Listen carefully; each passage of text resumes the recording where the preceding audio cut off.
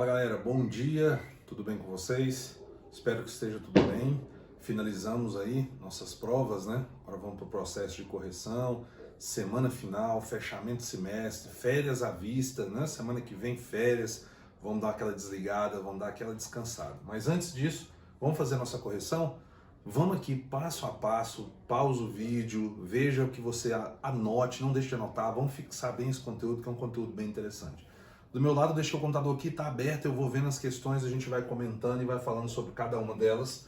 Já deixei mais ou menos pré-pronto aqui para facilitar o nosso trabalho também, beleza? Então vamos lá, questão número 1. A questão número 1, ele faz um enunciado falando que o sistema circulatório dos vertebrados é constituído por uma complexa rede de vasos sanguíneos distribuída por todo o corpo. O tipo de vaso sanguíneo que palpamos quando tomamos a pulsação de uma pessoa é chamado de... Bom, isso aí requer aquele conhecimento completo de todo o processo cardiovascular que eu expliquei para vocês, né? Inclusive com o fechamento de pressão arterial que eu falei. Então, na verdade, vocês têm que lembrar que quando o sangue sai do coração através da sístole ventricular, e aí vamos falar do ventrículo esquerdo, esse sangue sai bombeado. Se ele sai bombeado, ele sai exercendo pressão. E isso faz com que ele vá pulsando o vaso sanguíneo. Qual o vaso sanguíneo? Eu falei isso para vocês. Qual que é o vaso que sai do ventrículo esquerdo? A artéria aorta, e dela se ramifica para as demais artérias. Inclusive teve uma aula que eu falei sobre isso, sobre pulsação no pulso, ou você pode tomar pulsação na carótida aqui no pescoço. Então quando você está tomando a pulsação, você está verificando o quê? É uma artéria. Qual que é o vaso palpável? Uma artéria. Ah, eu coloquei alternativas como arteríola. Não, arteríola não dá para palpar porque a arteríola já está muito profunda e na verdade é muito ramificada. Não dá para chegar à superfície para a gente poder palpar. Então é uma artéria, seja uma artéria braquial, essa que está no braço, seja a carótida, que é onde a gente toma a pulsação, beleza? Esses equipamentos de hoje, relógio, smartwatch aí, vocês podem ver que ele toma pulsação pegando uma artéria a parte de cima do braço, né? Porque ele emite umas ondas onde ele consegue pegar essa pulsação e por isso que ele mede e te dá ali um resultado instantâneo, beleza? Então fechou. A questão número 2, falei demais, desenho demais, quem errou essa errou de bobeira. Qual que é a cavidade mais espessa do coração? Vocês sabem isso de cor e sabem até me responder por quê. É justamente o ventrículo esquerdo. Então essa aqui, de graça para vocês, ventrículo esquerdo.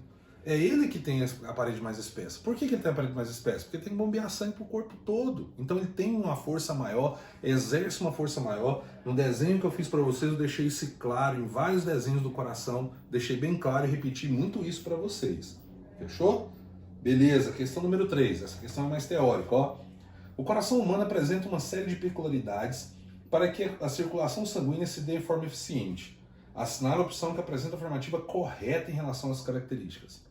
Olha só, eu vou ler as incorretas e vou deixar a correta por último.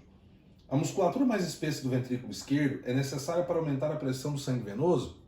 Esquerdo venoso? Nada a ver, esquerdo é arterial, já elimina.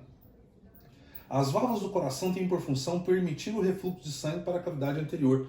Pelo contrário, quando eu expliquei para vocês sobre válvula, eu falei o quê? A válvula fecha, evita o refluxo. Então é o inverso do que está sendo dito. Errado. As paredes internas do coração permitem uma certa difusão, taxa de difusão de gases, o que faz com que esse órgão seja oxigenado durante a passagem. Na minha aula de revisão eu falei sobre isso. O sangue não sai do coração difundindo pelo músculo. Aliás, o que irriga o coração é quando ele sai na circulação externa e leva o sangue externamente para o coração. Então não tem nada a ver, né? Beleza, vamos lá. A separação das cavidades do coração impede maior controle de volume sanguíneo. Não tem nada a ver. A separação interna, na verdade, ela faz não deixar ter uma mistura de sangue, né? Essa separação do sangue. Agora, olha a correta. O sangue oxigenado nos pulmões entra no coração pela veia pulmonar. Circulação pulmonar, falamos disso. E o sangue rico em gás carbônico entra nos pulmões pela artéria pulmonar. Beleza, falamos disso. O sangue sai do ventrículo direito e vai para o pulmão através de quem? A artéria pulmonar. Então tá respondido letra B lá, beleza? Questão número 4. A questão número 4 mostra o desenho do coração, que inclusive o próprio desenho ajuda a responder lá atrás. Porque presta atenção, Número 1, ele mostra justamente, ó, o número 1 ele está mostrando a artéria aorta, o número 2 ele está mostrando o átrio direito, e o número 3 o ventrículo esquerdo, que é justamente no desenho mostrando a parede mais espessa.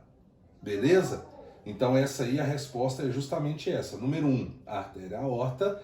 Número 2, átrio direito. E número 3, ventrículo esquerdo. Beleza? Vamos embora para frente. Essa aqui, ó, questão número 5, né? Essa foi a 4. Questão número 5, ele fala justamente um texto sobre doping e ele fala por que essa injeção de hemácias contribuiu para o alto rendimento do atleta.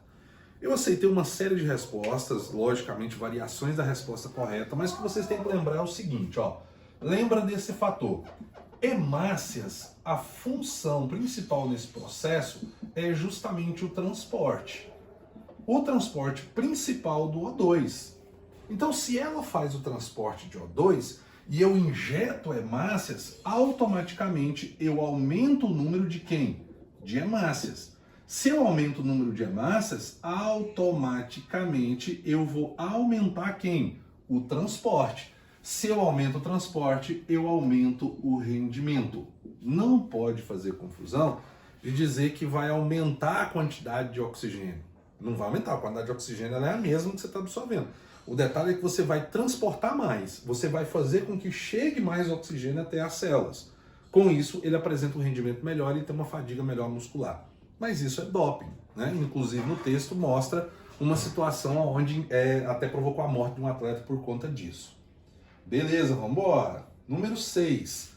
Número 6, fácil demais, porque ele fala justamente sobre o tecido sanguíneo. É formado por plasma, a gente comentou sobre isso, e substância formada principalmente por água, que é uma substância formada principalmente por água, né, e proteínas, e 3 tipos de glóbulos sanguíneos. Ele só quer que você marque a alternativa que apresenta os 3. Estudamos isso exaustivamente. Então nós temos as hemácias, os leucócitos e as plaquetas. Uma questão ajuda a outra, uma responde a outra. Essa questão 6, se você sabe o que é plaqueta, já responde a de baixo e daí por diante. Então a alternativa só inverteu a ordem, né? Ele colocou plaqueta, hemácia e leucócito. Não importa a ordem, não pediu respectivamente em nada.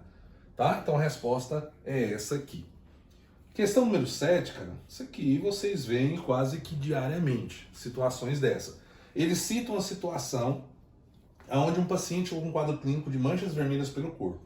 Ao receber o exame detalhado, o médico deu o diagnóstico de dengue hemorrágica, já falou de hemorragia.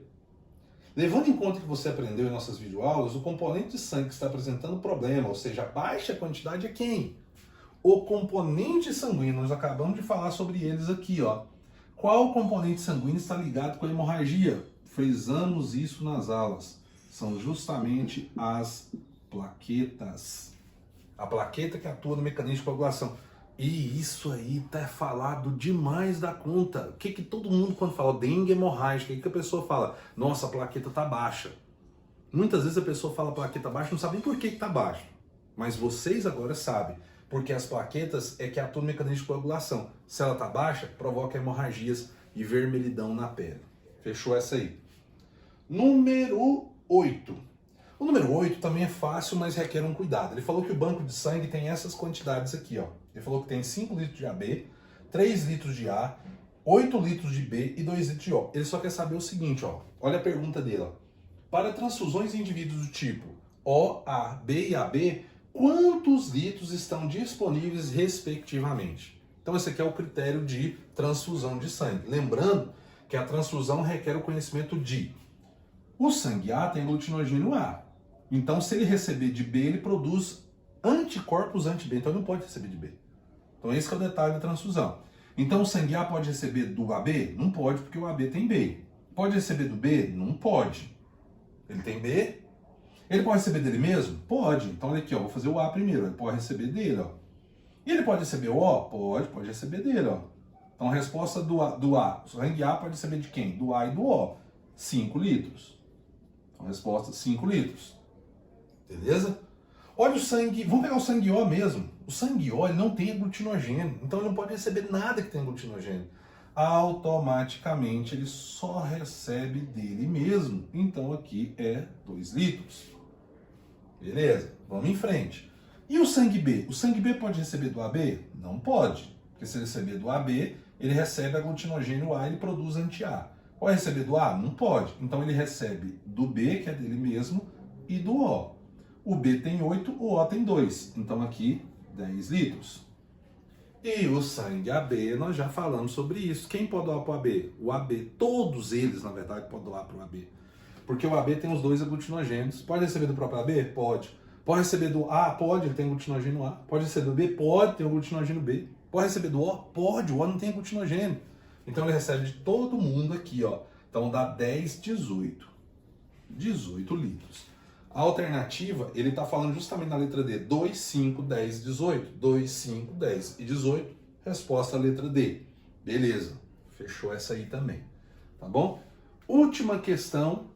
A pergunta é, por que o O negativo é doador universal? Muita gente respondeu essa questão levando em conta só o O, esqueceu do negativo.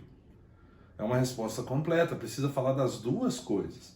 Então por que o O é doador universal, o O negativo? Ó, então você pode montar a sua resposta, mas é por causa disso aqui, ó.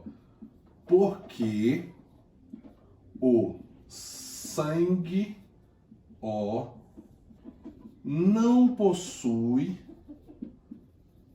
nenhum